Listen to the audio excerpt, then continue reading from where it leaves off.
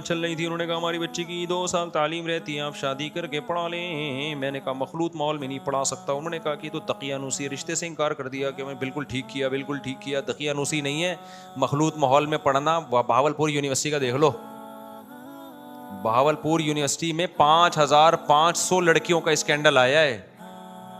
नहीं आई बात मेरा, जो FIR कटी है ना कितनी लड़कियों की, 5500।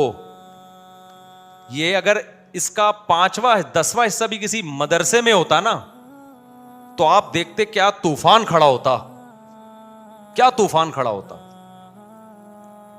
मैं नहीं कह रहा मदरसे में कोई ऐसा वाकया होता ही नहीं है, मदरसे वाले भी इंसान है, कहीं का दुक्का हर जगह जहां भी बड़े पैमाने पर कोई कहीं ना कहीं कुछ थोड़ा बहुत फसाद होता है। गलत है नहीं, वो भी नहीं होना चाहिए, लेकिन खुदा की कसम इतना नहीं होता जितना यूनिवर्सिटी और कॉलेजेस में होता है। मदरसे में उसका उशरे अशीर भी नहीं होता, फिर भी जरा सा कुछ हो जाए तो कितना बढ़ाया जाता है उसको। तो ये तो को एजुकेशन की तबाहकारियां हैं जो बहावलपुर यूनिवर्सिटी में हुआ। और जो हमारे सामने जो केसेस आते हैं जो बयान करने के नहीं होते वो और हैं। मेरे पास तो केसेस आ चुके हैं कि क्या क्या, जो सारे प्रोफेसर एक जैसे नहीं होते, लेकिन प्रोफेसर को कौन सा दूध के धुले हुए होते हैं, वो भी आदमी पहले टीचर। जब आप जवान जवान खूबसूरत लड़कियां एक प्रोफेसर के सामने रख दोगे, उसको अपनी बीवी अच्छी लगेगी? वो क्या अपनी बेटियां समझ के देखेगा? वो क्या लगती है इनकी, जो आप वो कहते हो कि जी उस्ताद जो है बाप की तरह होता है, बाप की तरह होता है। बाप थोड़ी होता है वो, बाप थोड़ी होता है वो। रोजाना यूनिवर्सिटी में एक से एक लड़की आ रही है, प्रोफेसर साहब देख रहे हैं प्रोफेसर का मीटर क्या हो रहा है, घूमेगा। वो आदमी पहले है प्रोफेसर, और कौन सा उसने तबलीग में 4 महीने लगाए हुए हैं। और मैं तो कहता हूं 4 महीने लगाया हुआ भी फिसल सकता है। तो क्यों अपने आप को फितने में डाल रहे हो भाई साहब? और बहुत अजीब अजीब वाकयात हैं। तो मैं नहीं कह रहा ये सोसाइटी गलत है भाई, जब ये होगा तो हर जगह होगा। अगर मदरसों में ये माहौल कर दो तो मदरसों का भी यही बेड़ा गर्क हो जाएगा। मदरसों में ये माहौल कर दो ना।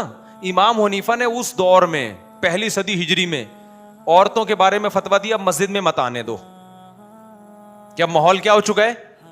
वो इतने साल पहले, और बहुत सारे असलाफ ने फतवा दिया, कुछ ने इस फतवे से इत्तेफाक किया, कुछ ने इत्तेफाक नहीं किया। इस जमाने में तो मेरी राय है कि आने देना चाहिए, क्योंकि आने में भी फितना है, ना आने का जो फितना है वो उससे ज्यादा है। तो क्योंकि बिल्कुल ही दीन से रिश्ता खत्म हो रहा है।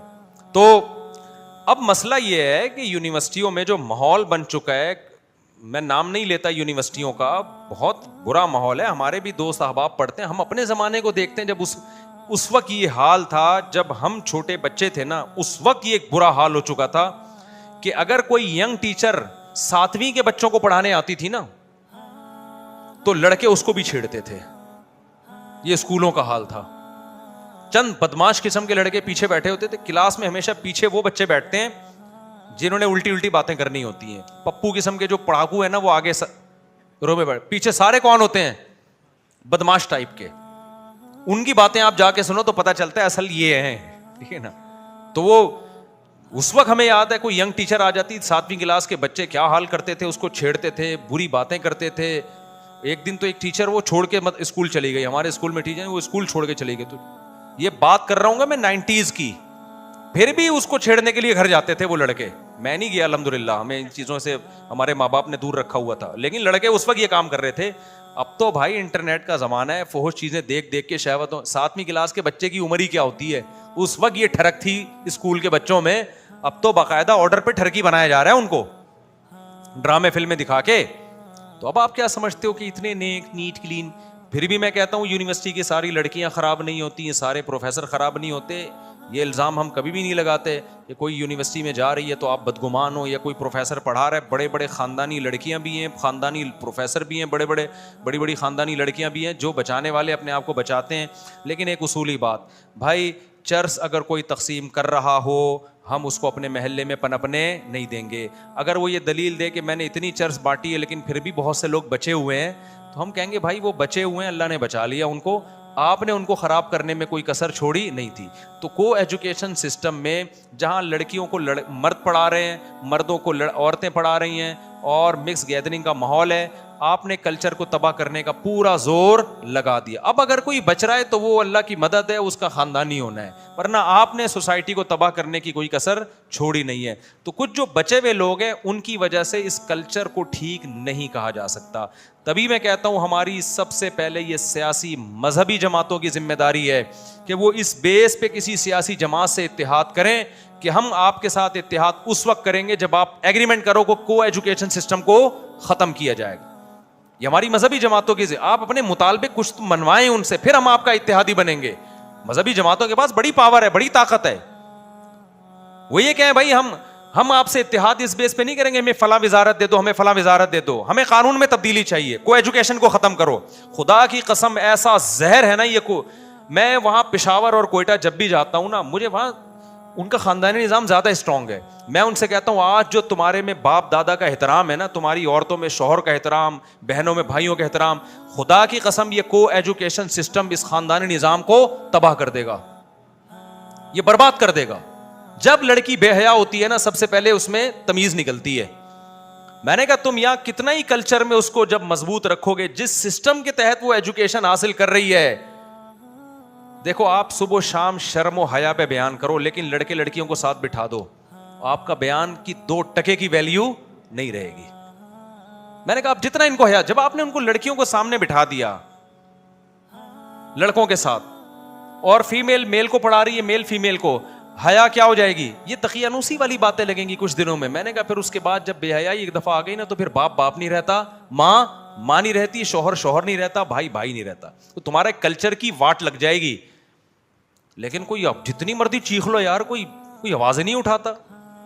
तो सियासी तंजीमों जो मजहबी है उनकी पहली जिम्मेदारी है, बोले भाई हम इत्तेहाद, उनके पास पावर है ना, वो खुद हुकूमत बना नहीं सकती, लेकिन उनके इत्तेहाद से हुकूमतें बनती भी हैं, गिरती भी हैं।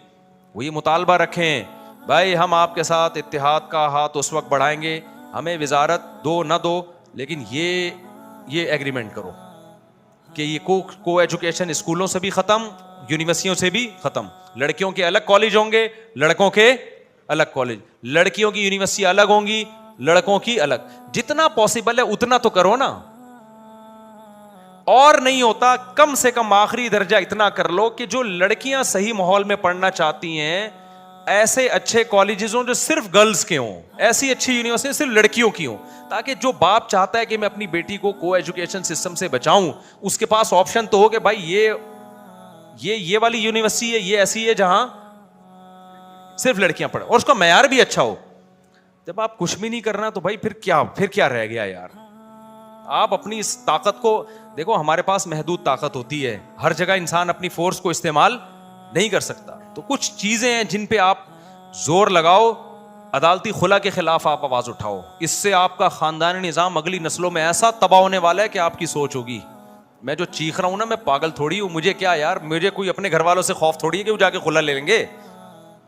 मैं तो आप लोगों के लिए कर रहा हूं कि अगली नस्ल में जब ये खुला के केसेस बढ़ेंगे ना, मर्द और औरत का रिश्ता गया तेल लेने, हर वक्त मर्द को खटका लगा रहेगा, जरा सी आंखें दिखाई खुला, जरा सा मसला किया खुला, उसके बाद मर्द बीवी से वफा करना छोड़ देगा, बोलेगा भाई टाइम पास कर, रखेल के तौर पे रखो इसको, जैसे मुझे तलाक का इख्तियार है इसके पास भी इख्तियार है पूरा पूरा। अभी तो बहुत सी खवातीन को पता भी नहीं है, तो ऐसे ठहंगा दिखाएं जैसे अंग्रेजों के यहाँ होता है। अंग्रेज थोड़ी बीवी से इतनी वफा करता है, वो कहता है यार किसी भी वक्त भाग सकती है। तो उन्होंने फिर कानून बनाए तलाक से बचने के लिए, आधी जायदादें देनी पड़ेंगी, फलाना होगा ढिमकाना होगा, इतना कुछ उन्होंने कर लिया। तो मर्द फिर क्या करता है, वो रिलेशन छोड़ देता है, डिवोर्स पेपर नहीं बनाता। उसको पता है यार मैंने डिवोर्स दी तो आधी प्रॉपर्टी इसकी हो जाएगी, तो फिर बेहतर है कि वैसे छोड़ दो, पेपर में डिवोर्स मत दो, तो ऐसे छोड़ देता है। तो मियाँ बीवी का रिश्ता गन पॉइंट पे तो हो ही नहीं सकता। इस्लाम ने एहसान किया औरत के ऊपर, औरत को बता दिया भाई जब तक ये नहीं छोड़ेगा तुम नहीं जा सकती। इससे औरत भी गुजारा करती है, भाई अब हो गई अब चलाओ, उसके मजे फिर आखिरी उम्र में उठाती है औरत। और मर्द भी फिर कहता है यार मेरी है तो कोई बात नहीं यार, इसके लिए जायदादें बनाऊंगा, इसके लिए घर बनाऊंगा, मेरे बच्चों की माँ है। जब मर्द को पता चल जाए कि ये रिश्ता कभी भी कोर्ट के जरिए भाग सकती है, और औरत को भी भागने का, तो औरत में बर्दाश्त वैसे ही कम है। जिन्होंने भी खुले ले लेके मियाँओं से भागी है ना, उसके बाद उनकी जिंदगी अजाब में गुजरी है, कितनी पछताई है कि हमने क्या किया। सब्र कर लेते तो आज अय्याशी करते। तो ये हम इसलिए चीखने हैं। तो हमारी जितनी भी दीनी सियासी तंजीम है, लिबरल लोग तो ये काम करेंगे नहीं, लिबरल लोगों पे तो ऊपर से वो तो प्रेशर होता है, जितनी सियासी दीनी तंजीम है उनकी जिम्मेदारी है कि दो मसलों पे दबा के आवाज उठाएं, वो एक को एजुकेशन सिस्टम के खिलाफ, एक ही अदालती खुला के खिलाफ, ताकि हमारा खानदानी निज़ाम बचे। बाद में फिर इस्लामी हकाम वो अगला स्टेप है। पहले यही अगर हम घोड़े और गधे घोड़ों वाली लाइफ हो गई तो नमाज रोजे का क्या करना है, लेकिन खानदानी तबाह हो जाएगा, अब्बा लेस हो जाएंगे। मलेशिया में जाओ, नमाज सब पढ़ते हैं, अब्बा वब्बा का सेटअप खराब हुआ है मलेशिया में। स्कार्फ सब लड़कियां लेती हैं मलेशिया में, पाबंदी है, लॉ है। लेकिन मलेशियन लड़कियों की हालत आप जाके देखो ना, आप किसी लड़की को पैगाम भेजो 10 साल आपके साथ बन के रहेगी, उसके बाद फैसला करेगी कि शादी करनी है कि नहीं करनी। तो क्या करना है ऐसी नमाज रोजे का मेरे भाई।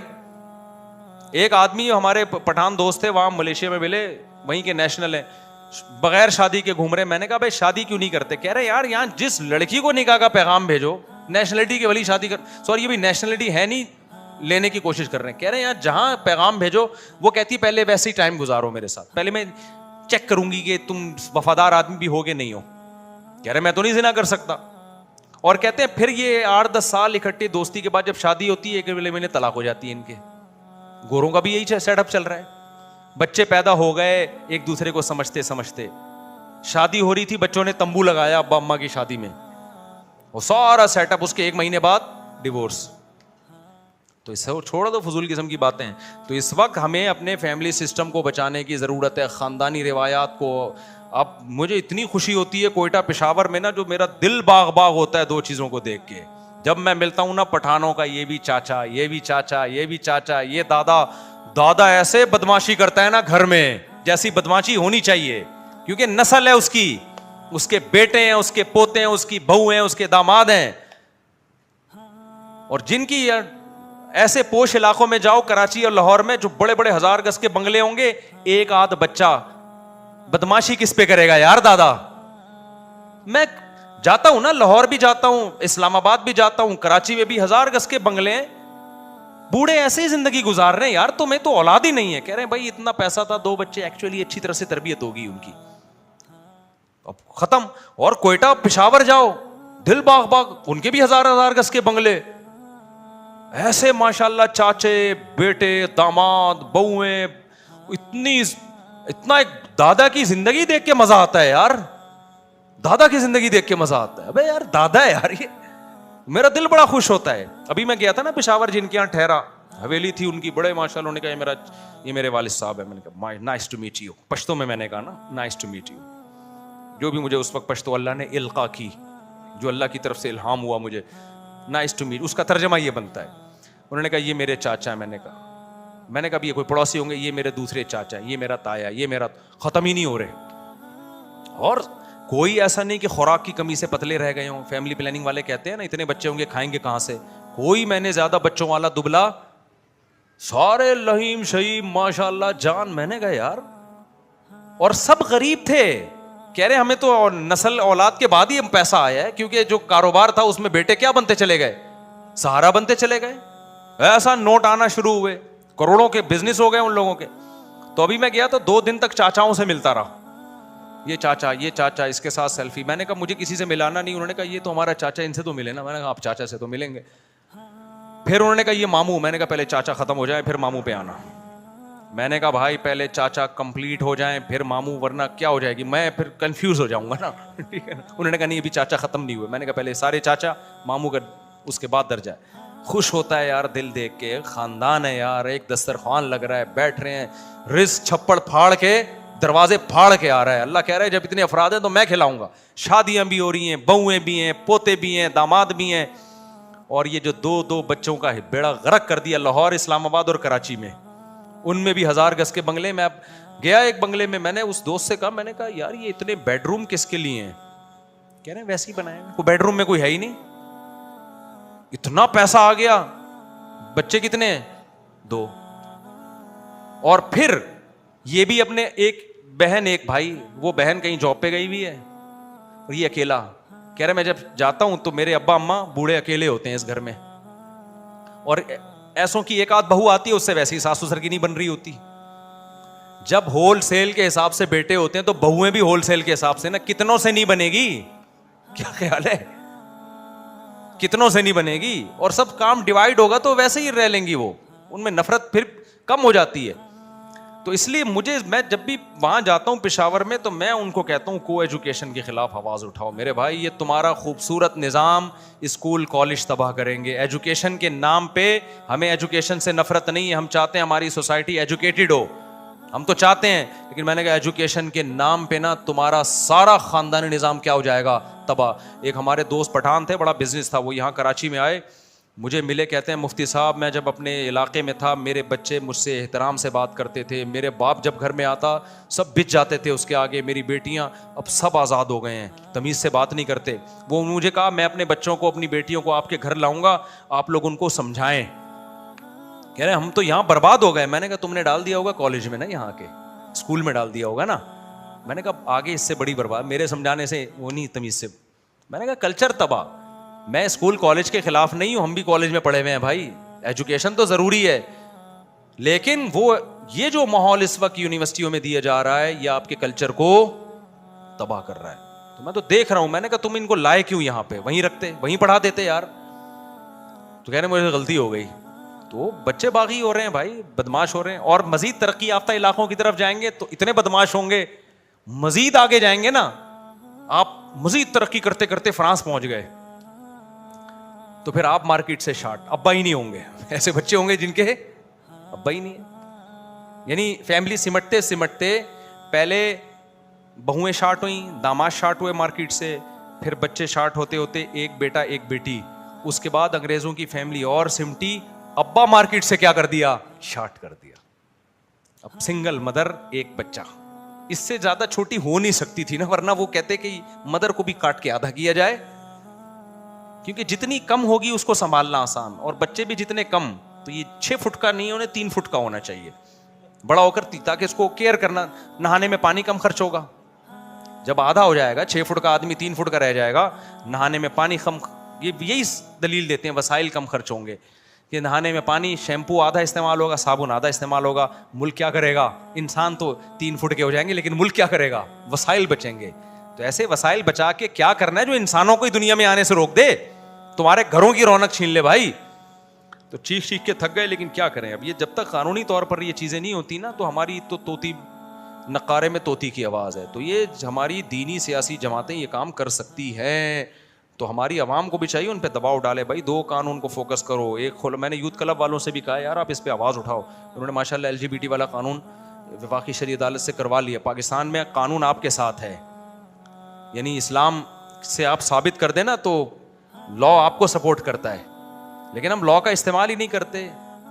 हम जो है वो बस जज्बाती बातें होती हैं। तो इस्लामी नज़रियाती कौंसिल आवाज़ उठाए, और ये जो हमारी दीनी तंजीमें ये 2 चीज़ों पे आवाज़ उठाएं तो बहुत बड़ी खैर का फैसला हो जाएगा। एक अदालती खुला और एक को एजुकेशन, बस ये फिर इस्लाम आ गया, बस ये ना, और क्या इस्लाम है, यही इस्लाम है। नमाज तो वैसे भी आप डंडे से नहीं आज पढ़ा सकते किसी को, लोग खुद ही पढ़ लेते हैं, रोज़ा भी लोग रख ही लेते हैं, लेकिन अगर ये बेहयाई आई ना तो जो नमाजें हैं वो भी ख़त्म, रोज़े भी क्या होंगे, ख़त्म।